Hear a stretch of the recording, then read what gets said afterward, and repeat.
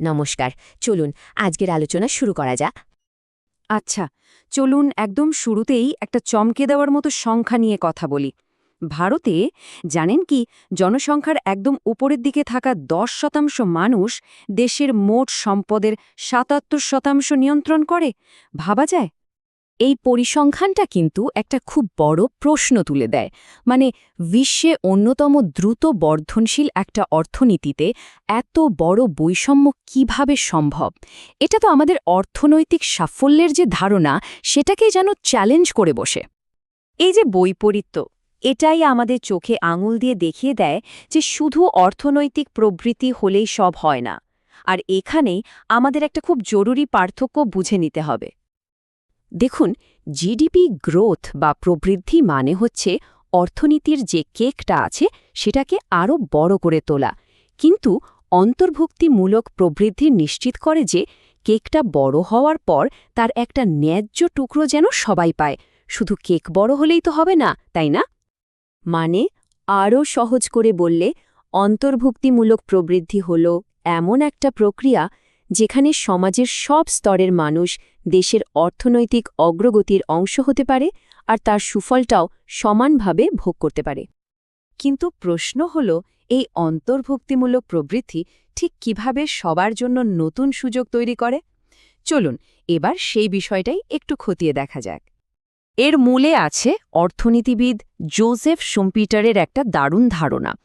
তিনি বলেছিলেন সৃজনশীল ধ্বংস বা ক্রিয়েটিভ ডিস্ট্রাকশনের কথা। সহজ কথায়, যখন নতুন কোনো উদ্ভাবন এসে পুরনো প্রযুক্তিকে বাজার থেকে সরিয়ে দেয়, আর ঠিক এটাই কিন্তু প্রবৃদ্ধি আর সামাজিক উন্নতির একটা বিরাট চালিকা শক্তি। ব্যাপারটা কেমন একবার ভাবুন তো।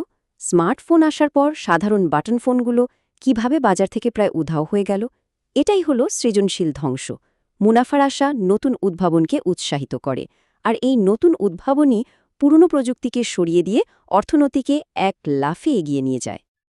আর এখানেই একটা খুব ইন্টারেস্টিং ব্যাপার আছে।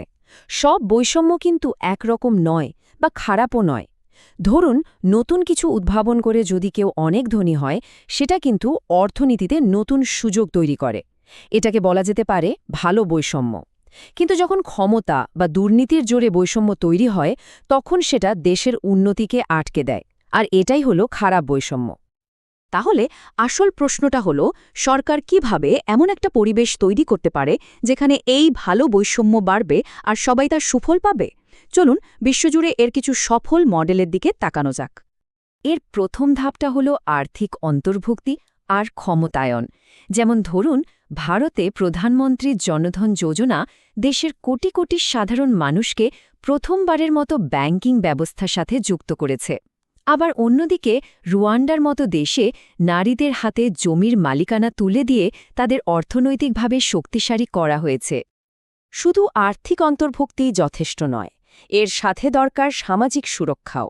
ডেনমার্কের ফ্লেক্সিকিউরিটি মডেলটা এক্ষেত্রে একটা দারুণ উদাহরণ। সেখানে কর্মীরা চাকরি হারালে সরকারি সুরক্ষা পান, আবার কোম্পানিগুলো ভয়ে না পেয়ে নতুন প্রযুক্তি ব্যবহার করতে পারে। মানে একদিকে উদ্ভাবনের স্বাধীনতা, অন্যদিকে মানুষের নিরাপত্তা, দুটোরই দারুণ একটা ভারসাম্য। আর সবকিছুর উপরে সবচেয়ে জরুরি বিনিয়োগটা হলো মানুষের উপর, মানে মানব পুঁজির উন্নয়ন। ভারতের স্কিল ইন্ডিয়া মিশনের কথাই ভাবুন, বা ফিনল্যান্ডের সেই বিখ্যাত শিক্ষা ব্যবস্থার কথা, যা দেশের হারিয়ে যাওয়া আইনস্টাইনদের খুঁজে বের করে। এগুলো সবই মানুষের দক্ষতা বাড়িয়ে দেশের আসল সম্ভাবনাকে জাগিয়ে তোলার চেষ্টা। এই সব বিশ্বজুড়ে সফল নীতিগুলো একটা পথ দেখালো। ভারতের জন্য বিষয়টা কিন্তু এতটা সহজ নয়। আমাদের দেশে এমন কিছু গভীর সমস্যা বা বাধা রয়েছে যা অন্তর্ভুক্তিমূলক প্রবৃদ্ধির যাত্রাকে বেশ কঠিন করে তুলেছে। প্রথমেই দেখুন আঞ্চলিক বৈষম্যের বিষয়টা। ভারতের সব রাজ্যের অর্থনৈতিক অবস্থা কিন্তু একরকম নয়। একদিকে সিকিমের মতো রাজ্যের মানুষের মাথাপিছু আয় অনেক বেশি, আর অন্যদিকে বিহারের মতো রাজ্যের আয় অনেকটাই কম। এই বিশাল পার্থক্যটা একটা বিরাট বড় চ্যালেঞ্জ। এর সাথে যোগ করুন ভারতের কর্মশক্তির চিত্রটা। দেশের প্রায় ৯০% কর্মী কাজ করেন অসংগঠিত ক্ষেত্রে। এর মানে কি?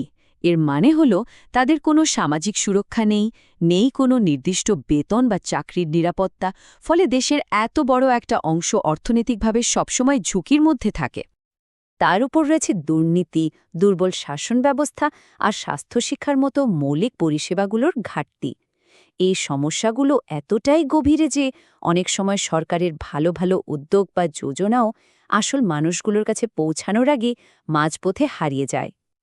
কাজেই একটা সত্যিকারের অন্তর্ভুক্তিমূলক অর্থনীতির দিকে এগোতে হলে সবার আগে এই বাধাগুলোকে আমাদের চিনতে হবে, স্বীকার করতে হবে এবং সেগুলোর সমাধানের জন্য কাজ করতে হবে।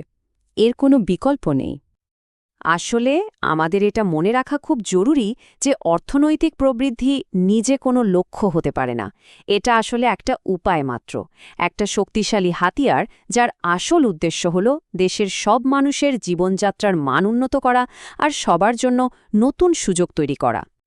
এই সব কিছু শোনার পর একটা প্রশ্ন আমাদের ভাবায়, একটা সত্যিকারের অন্তর্ভুক্তিমূলক ভবিষ্যতের দিকে তাকালে একটা দেশের জন্য সবচেয়ে জরুরি বিনিয়োগ কোনটা হওয়া উচিত বলে মনে হয়? এমন একটা অর্থনীতি তৈরি করা যা শুধু কিছু মানুষের জন্য নয়, বরং সবার জন্য কাজ করবে। এটাই হয়তো আমাদের এই সময়ের সবচেয়ে বড় চ্যালেঞ্জ, আর একই সাথে সবচেয়ে বড় সুযোগও। আজকের মতো এখানেই শেষ করছি। ধন্যবাদ।